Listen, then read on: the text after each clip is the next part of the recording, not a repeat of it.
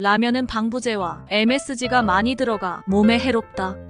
음식을 변질시키는 미생물이 번식하려면 수분이 12%를 넘어야 합니다. 하지만 라면의 면은 수분이 6%, 수프는 6에서 8%, 건더기 수프도 6에서 8%이기 때문에 방부제가 들어가지 않습니다. 또 수프의 경우 멸치나 다시다 등이 천연식품에서 추출한 재료로 만들기 때문에 MSG는 첨가되지 않습니다. 안심하고 드시고 라면에 대한 또 다른 궁금점이 있으면 댓글 남겨주세요. 라면 한 개는 1일 나트륨 섭취. 권장량을 초과한다.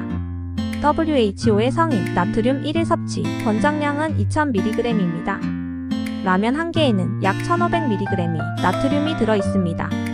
신라면 1790mg, 안성탕면 1790mg, 진라면 매운맛 1890mg, 삼양라면 1790mg. 나트륨 함량이 낮은 편은 아니지만 1일 섭취 권장량을 초과하지는 않습니다.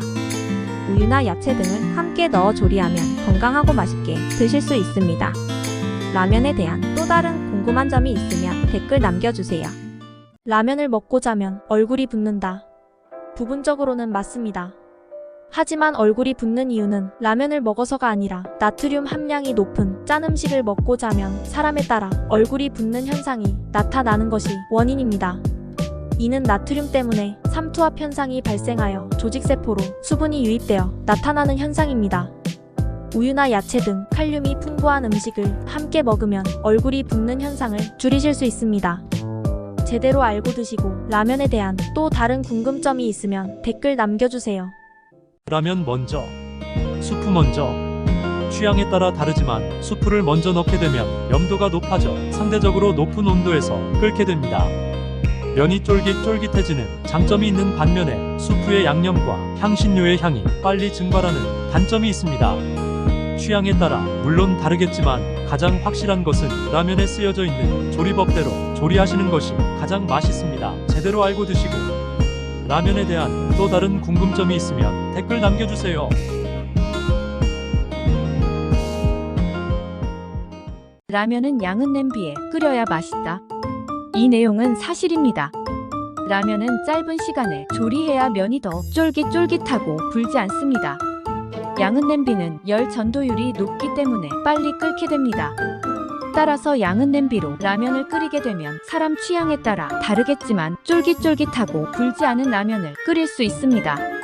제대로 알고 드시고 라면에 대한 또 다른 궁금점이 있으면 댓글 남겨주세요. 라면은 찬밥을 말아먹는 것이 더 맛있다. 취향에 따라 보편적으로는 맞습니다. 삼투압의 원리로 찬밥은 잃어버린 수분을 찾기 위해 라면에 들어가면 라면 국물을 빠르게 흡수합니다. 따라서 국물의 양념이 밥알 속으로 잘 스며들어가 더욱 맛있어집니다. 그리고 김밥과 함께 먹으면 더 맛있답니다. 제대로 알고 드시고 라면에 대한 또 다른 궁금점이 있으면 댓글 남겨주세요. 삼시세끼 라면만 먹으면 영양소 부족으로 살 수 없다. 그렇지 않습니다. 라면 한 개의 열량은 약 500칼로리입니다. 라면만 먹어도 열량으로 사는 데는 문제가 없습니다. 하지만 균형 잡힌 식사가 아니기 때문에 문제가 발생할 수 있습니다. 따라서 라면을 다른 음식과 함께 균형 있는 영양소를 섭취하는 것이 좋습니다. 제대로 알고 드시고 라면에 대한 또 다른 궁금점이 있으면 댓글 남겨주세요.